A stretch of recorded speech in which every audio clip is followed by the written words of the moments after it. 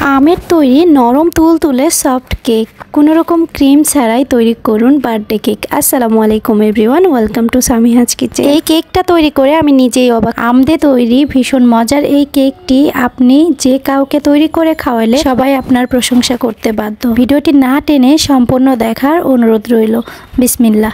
Cake তৈরির জন্য আমি এখানে 2 পিস পাকা আম নিয়েছি। একেবারে টুসটুসে পাকা আম হলে তো কেকটা আরো বেশি মজা হয়। তো দেখুন আমগুলো দেখতে কতটা সুন্দর। আমি আমগুলো খুব ভালোভাবে খোসা ছাড়িয়ে নেব। আমি এখানে 2টি আম নিয়েছি। আমি একটি আম কেকের জন্য ব্যবহার করব, অন্যটি পিউরি তৈরি করব এই জন্য। তো একটি আম আমি খুব ভালোভাবে ঠিক এইভাবে চিপিয়ে রস বের করে নিচ্ছি। এটা কোনো রকম ব্লেন্ডারে দিয়ে ব্লেন্ড করার প্রয়োজন নেই। আমি যেহেতু হ্যান্ড বিটার দিয়ে বিট করব এই জন্য আমি রসটা বের করে নিচ্ছি। আপনাদের হাতের কাছে যদি হ্যান্ড বিটার না থাকে তো সেক্ষেত্রে আপনারা ব্লেন্ডারে ব্লেন্ড করে নিতে পারেন, কিংবা এইভাবে রস বের করে ছাঁকনির সাহায্যে ছেঁকে নিতে পারেন। ম্যাঙ্গো কেক তৈরির জন্য আমি এখানে 2 পিস ডিম নিয়েছি। ডিমটা যদি ফ্রিজে থাকে সেক্ষেত্রে ফ্রিজ থেকে 30 মিনিট আগে বের করে রাখবেন, এতে করে ভালো রেজাল্ট পাবেন। দিয়ে দিচ্ছি 1 কাপ পরিমাণ চিনি। চিনিটা যে যার স্বাদ মতো ব্যবহার করতে পারেন, যেহেতু আমরা মিষ্টিটা খেতে বেশি পছন্দ করি এর জন্য আমি 1 কাপ পরিমাণ দিয়েছি। এখন দিয়ে দিচ্ছি সয়াবিন তেল। এখানে চাইলে আপনারা বাটারটা মেল্ট করেও দিতে পারেন। আমি এখানে সয়াবিন তেল ওই কাপেই মেপে 1/2 কাপ পরিমাণ সয়াবিন তেল দিয়েছি। ডিম, চিনি, তেল দেওয়া হয়ে গেলে হ্যান্ড বিটারের সাহায্যে বিট করে নিব। এ পর্যায়ে আপনাদের কাছে যদি হ্যান্ড বিটার না থাকে সেক্ষেত্রে অবশ্যই হ্যান্ড উইক্স কিংবা ডাল ঘুটনির সাহায্যে খুব ভালোভাবে ঘেটে নেওয়ার চেষ্টা করবেন। দিয়ে দিচ্ছি ম্যাঙ্গো পিউরিটা চিপিয়ে রস বের করে নিয়েছিলাম, সেই আমটাই দিয়ে দিলাম। আমি এখানে একটি আমই ব্যবহার করেছি। আপনারা যদি পরিমাণে বেশি আম ব্যবহার করেন সেক্ষেত্রে সবই বেশি বেশি দিতে হবে। যেমন ডিমের পরিমাণটা বেশি দিতে হবে, চিনি, তেল সব কিছু পরিমাণে বেশি দিবেন। আর আমি যেভাবে মেজারমেন্ট কাপ দেখিয়ে দিচ্ছি ঠিক এই মাপে যদি আপনি তৈরি করেন আপনার কেকও সফট হবে এবং স্পঞ্জি হবে। দিয়ে দিচ্ছি 1 কাপ পরিমাণ ময়দা। আমি এখানে ময়দাই ব্যবহার করেছি, আপনারা চাইলে এখানে আটাও ব্যবহার করতে পারেন। দিয়ে দিচ্ছি 1 চা চামচ পরিমাণ বেকিং পাউডার। অবশ্যই বেকিং পাউডারই দিতে হবে, বেকিং সোডা না।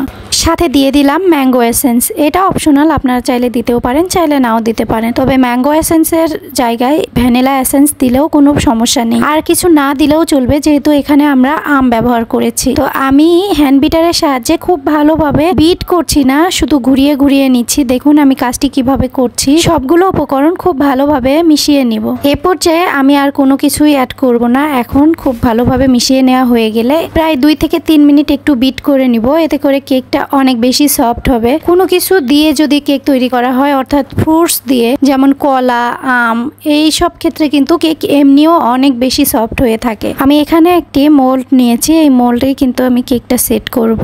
মোল্ডে আমি সামান্য পরিমাণ তেল দিয়ে একটা কাগজ দিয়েছি, এই কাগজের ওপরেই কিন্তু আমি কেকটা বেক করব।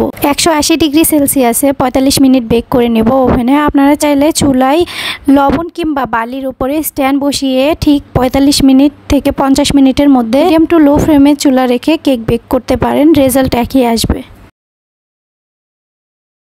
45 মিনিট পরে ফিরে এসে দেখুন আমাদের কেকটা কিন্তু ফুলে একেবারে ডাবল হয়ে গিয়েছে, আর এত সুন্দর কালার এসেছে, মাশাআল্লাহ অনেক সুন্দর কালার এসেছে। আর এত সফট, ধরা যাচ্ছিল না, এত পরিমাণ সফট। মনে হচ্ছিল এই অবস্থায় কেকটা খেয়ে নেই।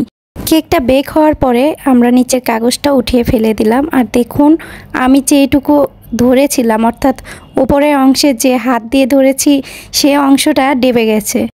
কি পরিমাণ সফট হয়েছে সেটা তো দেখেই বুঝতে পাচ্ছেন। চলুন এখন পরিবেশন করে আপনাদেরকে দেখিয়ে দিই। এ পর্যন্ত দেখে যদি আপনার কাছে আমার ভিডিওটি ভালো লেগে যায় please support and subscribe my channel.